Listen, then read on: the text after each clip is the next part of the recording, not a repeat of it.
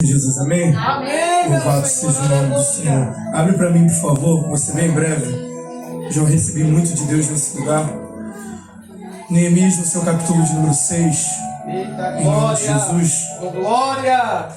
Apenas os versos 15 e o 16 em nome de Jesus.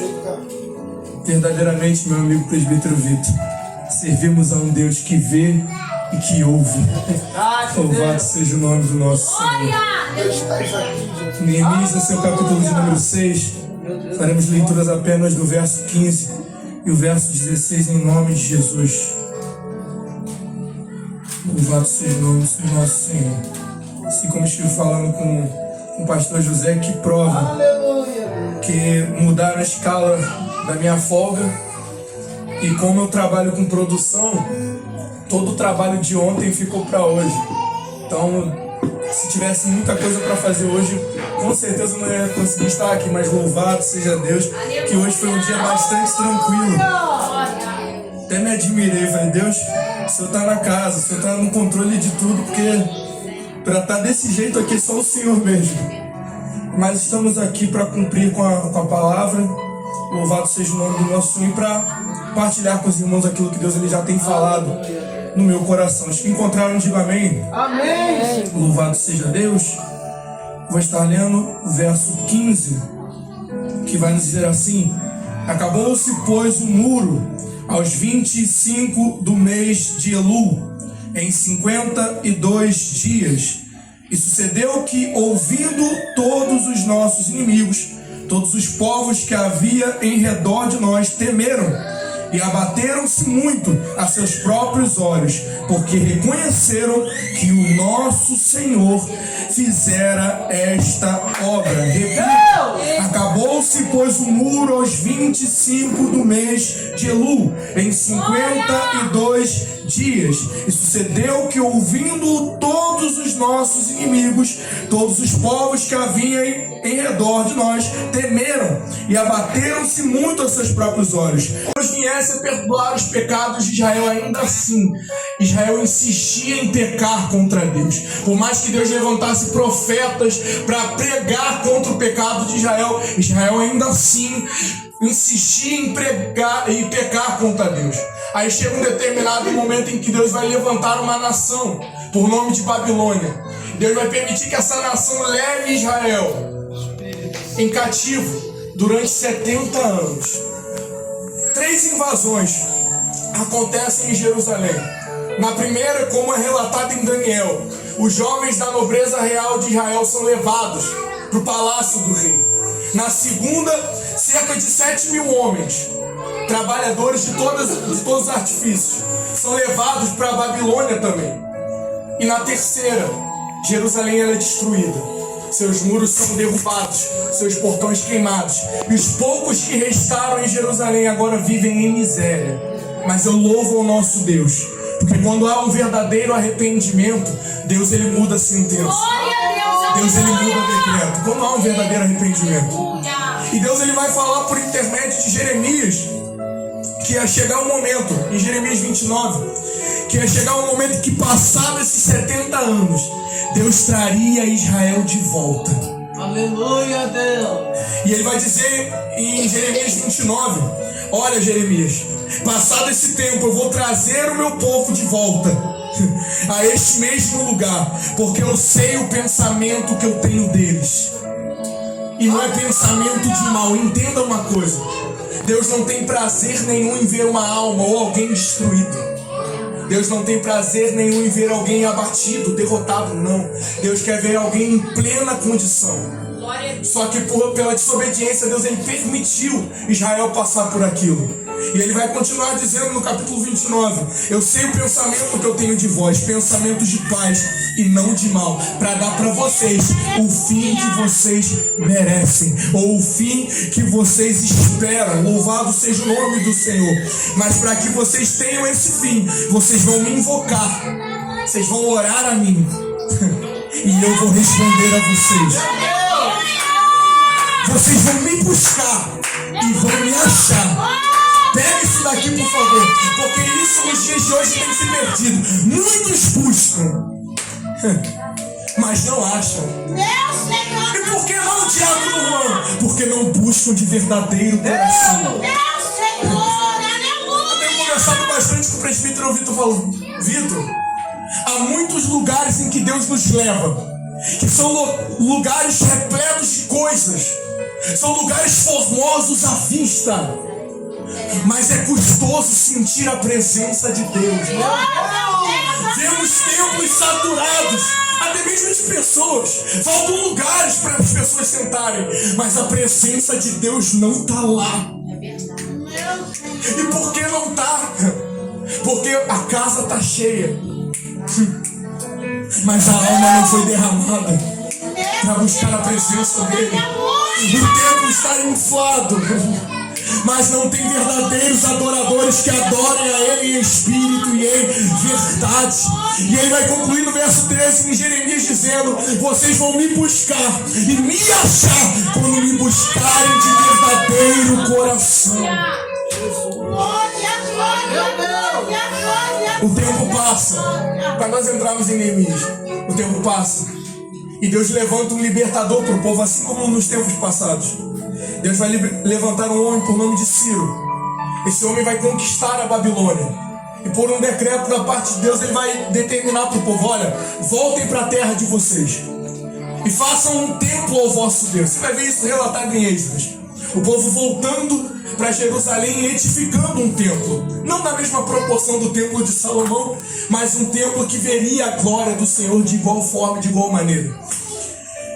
E querendo ou não, muitos voltaram para Jerusalém. Entretanto, outros escolheram permanecer, porque o texto vai dizer para nós, a história também vai dizer que muitos constituíram família, outros conseguiram empregos ou até mesmo alguns ofícios.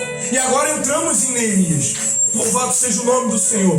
Já no seu capítulo de número 1, é nos relatado que Neemias está dentro do palácio do rei Artaxerxes, em Suzã, e ele serve como copeiro do rei, até então um ofício nobre. E o texto vai dizer para nós no verso de número 2 que Anani, seu irmão, chega para ele trazendo notícia daqueles que estão chegando em Jerusalém. E a notícia não é boa, não é agradável. Olha, meu irmão, os nossos irmãos voltaram para Jerusalém, só que o cenário é horrível. Os muros foram derrubados, os portões foram queimados, e os que estão em Jerusalém vivem em extrema miséria. Ao ouvir esse relato, o coração de Neemias se entristece, e ele vai fazer aquilo que nós devemos fazer não só nos dias ruins, mas também nos dias bons. Ele vai dobrar os seus joelhos, vai oferecer um jejum a Deus e vai orar ao Senhor. E ele vai começar orando a Deus: Deus, ouve a oração do teu servo. O Senhor disse por intermédio de Moisés, em Deuteronômio, no seu capítulo de número 30, que quando o povo pecasse, da mesma forma que Salomão, que quando o povo saísse da ordem, saísse dos teus caminhos, mas se convertesse a ti, o Senhor os traria onde quer que estivesse. Não importa se estivesse no extremo sul, no extremo norte, no extremo oeste ou no extremo leste, se o povo se arrependesse de verdadeiro coração, o Senhor os traria de volta. Só que, Senhor, olha o estado em que o povo se encontra. O povo está em miséria. Quem conhece um pouco de história sabe que o povo vai ficar em tanta miséria, que até vão apelar para a prática do canibalismo, de tanta miséria que o povo vai ficar. E Deus, ele vai ouvir a oração de Neemias. Só que eu achei interessante é que no início do capítulo 1, verso 1, vai dizer que no mês de Quisleu, Neemias ele vai receber essa notícia. Agora perceba no capítulo 2, no mês de Nisan, estando Neemias servindo no seu ofício, o rei vai se atentar para o rosto dele, para o seu semblante, vai te perguntar: por que o teu semblante está triste? Por que eu estou fazendo questão de mencionar isso? Eu estava vendo, Quisleu equivale mais ou menos ao mês de novembro, dezembro, enquanto o mês de Nisan é o mês de março ou abril, dependendo do dia. Tá, Juan, o que você quer dizer com isso? Ele começa a orar em Quisleu, no mês de Quisleu. E no mês de Nisan, a resposta de Deus vai chegar para a oração de Neemias. Sabe qual é o nosso maior mal? E aqui eu começo a aplicar para mim e para a tua vida. É querer de Deus sem sacrificar nada. É querer que Deus faça sem pagar preço nenhum. Ou pensar que Deus é como um gênio da lâmpada. Basta eu abrir a Bíblia, escolher um versículo, orar a Deus e Deus vai responder a minha oração. Só que eu estou vendo um homem que está pedindo resposta de Deus e durante 3 meses ele não vê nada. E continua no seu ofício. Eis aí o mal da nossa geração. Muitos, por não terem resposta de Deus, abrem mão dos seus ministérios, abrem mão dos seus chamados, abrem mão daquilo que Deus determinou sobre as suas mãos. E eu preciso liberar isso para mim e para você na tarde desse dia. Ainda que demore a resposta de Deus para a tua vida, permaneça naquilo que Ele determinou para a sua vida. Se Ele mandou você fazer, você faça. Mas quando está demorando a resposta, continue fazendo, porque no momento certo e na hora certa a resposta chegará para a tua vida. Você precisa entender que Deus ele não se atrasa. Jesus, ele não se atrasa e tampouco se adianta. Meu Deus. Ele chega no momento certo. Me prova, Juan. Lucas, no seu capítulo de número 1, tem um casal de idade avançada que não sai de dentro do templo. Eu imagino muitos olhando para Zacarias e dizendo: vai acabar a família, não tem ninguém para suceder, vai acabar. Quando ele morrer, quando a esposa morrer, acabou. Mas enquanto ele está queimando incenso no templo, ele vai receber uma visita, não do homem, mas do mensageiro dos céus, dizendo: homem, hoje eu vim da parte de Deus para a tua vida, para te dizer, as tuas orações foram ouvidas. E para tu saber disso, no ventre da tua mulher vai nascer um que foi profetizado por Isaías. Ele vai pregar e muitos vão se arrepender. Aleluia. Permanece na posição que Deus colocou. Aí Neemias está servindo. Aí o rei vai olhar para Neemias e vai falar: olha, por que o teu semblante está triste?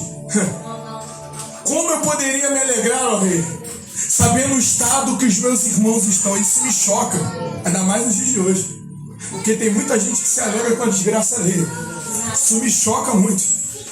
Tem muita gente que pensa: não aconteceu comigo, então o problema não é meu. Mas o problema é seu sim. Paulo me ensina algo que eu guardo para mim toda a vida. Nós fazemos parte de um corpo. Não importa se você é mão, se você é pé, se você é tronco, se você é olhos, se você é ouvido, se você é boca. Se um sofre, todos sofrem. Todos. Neemias poderia, se fosse arrogante, ou soberbo, ou orgulhoso, olhar para si e dizer: não, eu estou no conforto de um palácio, o problema não é meu, quem pecou foram eles. Mas não, Neemias sente a necessidade, sente a obra o convidando e vai dizer: rei, não tem como eu me alegrar sabendo que os meus irmãos estão em miséria. E aí vai vir a resposta da oração de Neemias: tá, do que você precisa? Meu Deus. Deus, me dá um sinal, Senhor. Eu preciso ir lá. Tá bom, meu filho, do que você precisa? Porque você precisa entender. Às vezes, no meio da multidão, ele não vai estar. Mas é só tu virar tua cara para a parede, ou dobrar o teu joelho no chão, colocar a tua boca no pó. E Deus que te vê no secreto, ouve a tua oração. Você veio cultuar aqui um Deus que vê e um Deus que ouve. O homem pode não olhar, o homem pode não ter empatia, presbítero Vitor, mas nós cremos num Deus que não tosqueneja, que não pisca, que não se cansa, que não tem ouvidos agravados. Aleluia! E nem as suas mãos encolhidas. Neemias, do que você precisa, rei? Olha, eu preciso que o Senhor me permita que eu vá. Permita que eu corte algumas madeiras para levar para Jerusalém. E além disso, rei, eu preciso de cartas, porque em alguns lugares que eu vou passar, eu preciso de autorização para passar.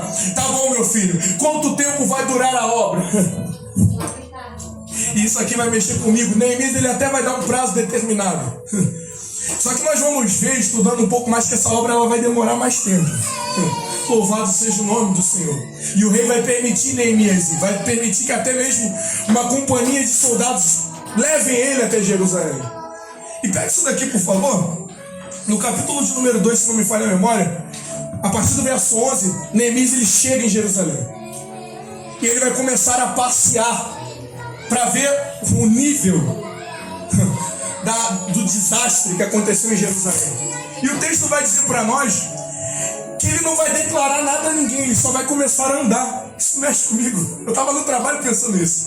Ele vai começar a andar, meu Deus, ao redor de Jerusalém para ver o que foi destruído, o nível do desastre que aconteceu em Jerusalém. Só que ele não vai comunicar nada a ninguém, diácono. Mesmo Deus já tendo falado ao seu coração o que ele deveria fazer. Eis aí o nosso mal. Deus já falou o que é para você fazer. Para você fazer. Glória a Deus, aleluia. Só que você não satisfeito, fala demais. E acaba falando algo que não é para falar no tempo que não é para falar.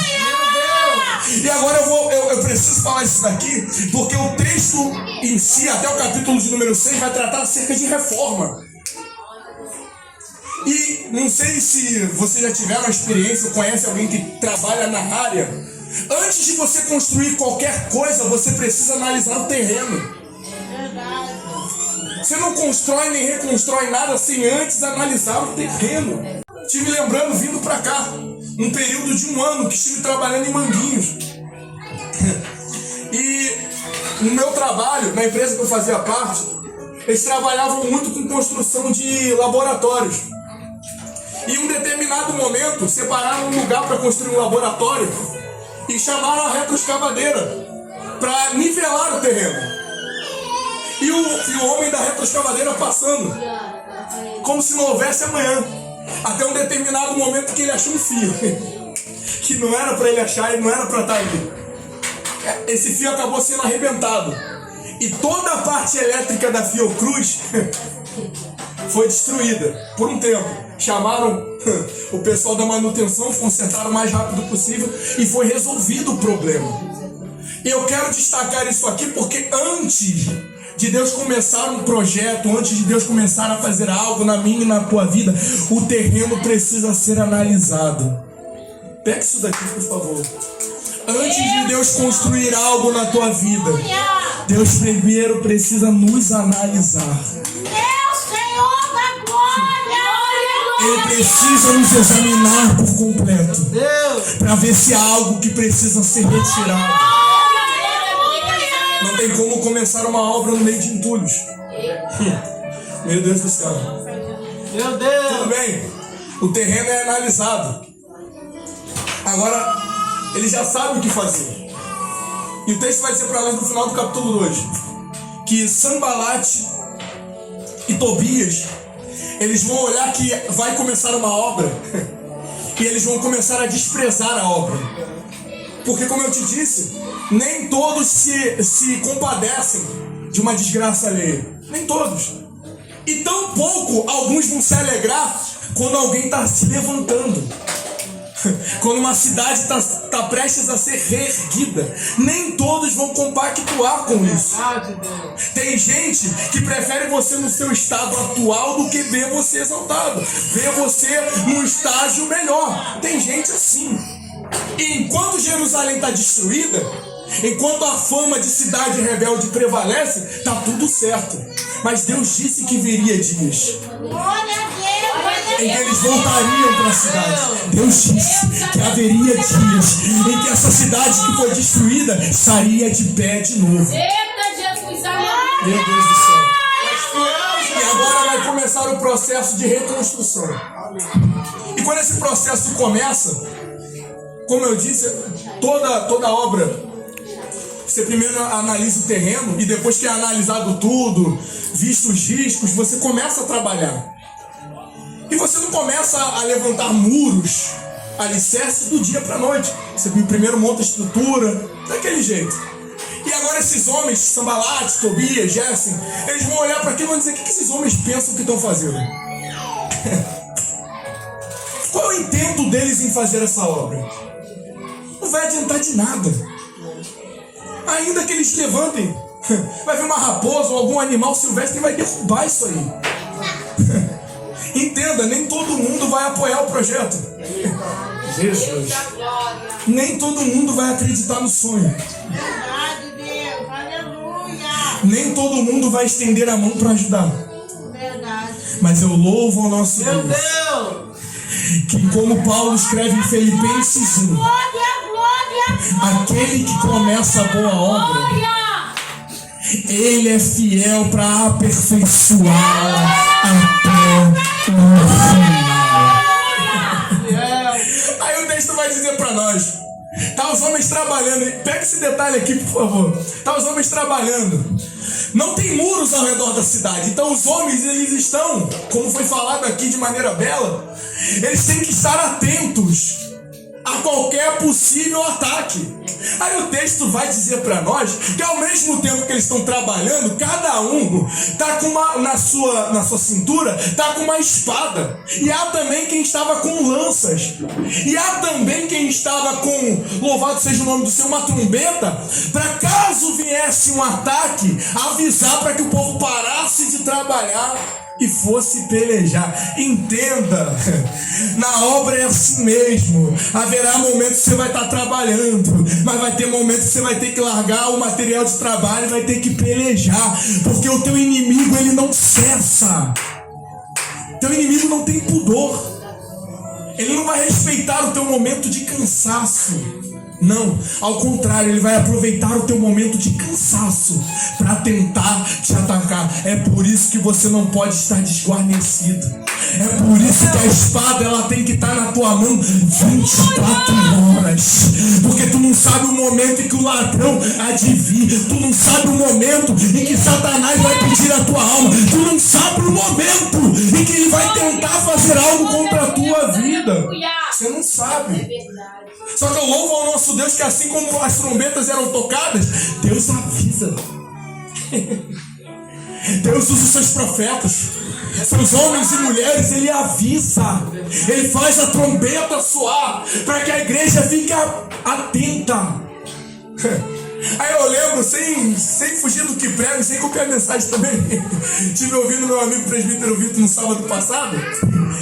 Olha, Gideão, a multidão que está contigo é muito grande. Manda o pessoal embora. Tá bom, Senhor, mandei. Sobrou esse povo aqui. Tá bom, faz descer ao rio. Tá bom, Senhor, e agora? Ó, quem levar a água, louvado seja o nome do Senhor, pegar com a mão e levar até a boca, coloca a parte. E o restante, Senhor, quem deitou o seu rosto na água e bebeu água, manda voltar. Porque na guerra não pode ter gente desapercebida, não pode ter gente desatenta. Tem que ter gente vigiando, tem que ter gente ligada. Aí eu lembro de Jesus, oh meu Deus do céu, no Getsemane, prestes a ser entregue. Judas veio, abraçou ele, beijou daquele jeito. Aí Pedro, tomado pela emoção, vai pegar na sua espada, vai sacar, vai cortar a orelha do sumo sacerdote. Aí Jesus vai dizer assim: Pedro, guarda essa espada. Se eu quisesse, eu orava ao meu pai enviava uma legião de anjos para me proteger aqui. Só que vocês têm que estar vigiando em oração. Por quê? Porque o espírito está pronto, mas a carne é fraca. Então vocês precisam entender, vocês não vivem pela carne, vocês vivem pelo Espírito. Então vocês precisam buscar, vocês precisam estar atentos. Para ele aquele texto que nós já conhecemos de Cor Salteado: eu não posso descer, pois estou fazendo uma grande obra. Eu não posso parar. Por que eu vou parar o que eu estou fazendo para ir falar com vocês? Só que perceba que o inimigo é insistente. Fala uma, fala duas, fala três. Na quarta, manda uma carta aberta. Eu acho isso lindo. Tentaram de todo jeito fazer o camarada descer e não conseguiram. Aí agora vão apelar para falso testemunho. Vão olhar para ele e vão dizer assim: ó, já que ele não quis descer, manda essa carta para ele aqui. Tá, qual é o conteúdo da carta, Diácono Juan? Simples. Ó, nós entendemos qual é a tua intenção. Agora a gente entendeu por que tu tá reconstruindo o muro. A gente entendeu. Tu não tá reconstruindo porque tu quer reconstruir, ou porque Deus falou contigo. Não. Tu quer governar sobre eles. Meu Deus! E tem gente que não consegue entender. Tá fora do escrito. está fora da anotação, mas eu vou falar isso aqui. Tem gente que não consegue entender quem se doa verdadeiramente pela obra, José. Tem gente que não consegue entender, presbítero Vitor, quem se sacrifica pela obra sem pedir nada em troca. Tem gente que não consegue entender. Gente que passa processos inimagináveis, não para galgar degraus ou para receber aplausos de homens, tapinhas nas costas ou reconhecimentos humanos, mas alguém que entende que a obra precisa ser feita, alguém que entende que ele pergunta: a quem eu enviarei? E nós nos colocamos à disposição dizendo: eis-me aqui, Senhor, envia-me a mim. Tem gente que não consegue entender isso. E não entendendo, começa a levantar falso testemunho. E a situação ainda vai ficar pior. Porque levantando falso testemunho, Neemias está ligado, vai dizer assim: ó, nenhuma das coisas que vocês disseram procede. É tudo mentira. É tudo mentira que vocês estão falando. Eu sei que é mentira, só que o texto vai continuar dizendo que agora um homem, louvado seja o nome do Senhor, ele vai virar para Neemias e vai dizer assim: louvado seja Deus. Um homem por nome de Semaías vai dizer para Neemias: desce ao templo, eles estão furiosos com você, desce ao templo e busca refúgio aqui, vem buscar a Deus aqui, fica aqui, para que eles não façam algum mal para você. Só que Neemias não vai. E o texto vai dizer para nós do porquê que ele não vai. Porque Semaías, mesmo dentro da casa de Deus, é alguém que foi comprado pelo inimigo. Meu Deus! Jesus. É alguém que foi comprado por Sambalate, Tobias e Gessem para fazer mal. Louvado seja o nome do Senhor. A vida de Neemias. Se Neemias não fosse um camarada ligado com Deus, ele desceria ao templo pensando: lá eu vou ter refúgio. Com certeza lá é mais seguro do que estar aqui ao ar livre na obra. Só que você precisa entender que mesmo enquanto você trabalha, mesmo que você não esteja cercado de muitas pessoas, Deus, Ele te guarda onde quer que você vá, enquanto você faz para Ele. Salmos 91: nenhum mal te sucederá, nem praga alguma chegará à tua tenda. Ele não deixa chegar. Ele não deixa chegar. E o texto vai dizer para nós, já concluindo, como eu disse breve, que ao mês de Elu, aos 25, Espírito Santo, e em 52 dias, os muros foram levantados. A obra foi concluída. Louvado seja o nome do Senhor. A obra ela foi concluída. Obrigado, Deus. E sucedeu que, ouvindo todos os inimigos que a obra foi concluída, eles vão temer. E as nações circunvizinhas vão perder a credibilidade, o seu conceito, vão perder as forças, porque eles vão entender: isso mexe comigo. Eu encerro. O maior erro de Sambalate, Tobias e Gessem foi achar que Neemias era o dono da obra. Meu Deus! O maior erro do teu inimigo é achar que tu é o dono do projeto, Meu Pai! que você é a dona do sonho. É achar que paralisando você paralisa o dono da obra. Só que os inimigos tiveram que entender que a obra não era de Neemias, a obra era do Senhor. Ah, meu Deus do céu, eu preciso liberar algo, meu amigo José, que Deus falou comigo no trabalho. Seja com muito, seja com pouco, permaneça naquilo que eu te coloquei para fazer. Eu envio recursos, eu envio mão de obra, e a obra vai ser concluída, não para honra e glória tua, mas para verem que nesta casa, meu Deus do céu, nesta casa, quem manda sou eu, quem opera sou eu, é a minha presença. Oh Jesus, é a minha presença que liberta, é a minha presença que cura. Oh Jesus,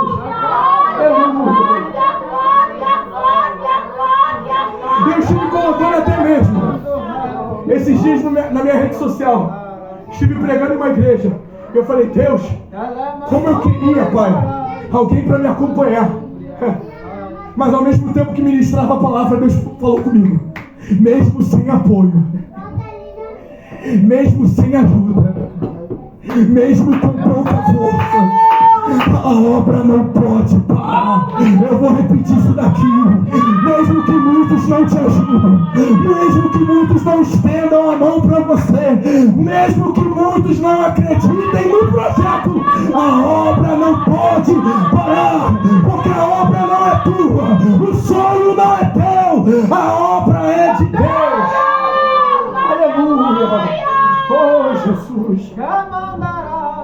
Mas João, eu estou cansado. Aí o profeta Isaías vai escrever: certamente os jovens se cansarão e se fatigarão, mas os que esperam no Senhor renovarão as suas forças, subirão com asas como de águia, caminharão e não se fatigarão, correrão e não se cansarão. Eu estou cansado, então recebe o renovo da parte de Deus na tarde desse dia. Você não vai parar, porque o projeto que Deus tem na tua vida vai se concretizar. Meu Deus do céu, eu preciso falar. O esforço já foi embora, mas ele manda dizer: assim como a minha palavra desce e cumpre o propósito pela qual ela foi liberada, assim é na tua vida. Quando eu te chamei, quando eu te separei, quando eu te escolhi, eu disse: eu vou fazer na tua vida. Passe céus, passe terra, mas a minha palavra há de se cumprir. Oh, Jesus. A minha palavra há de se cumprir. Louvado seja o nome do nosso Senhor.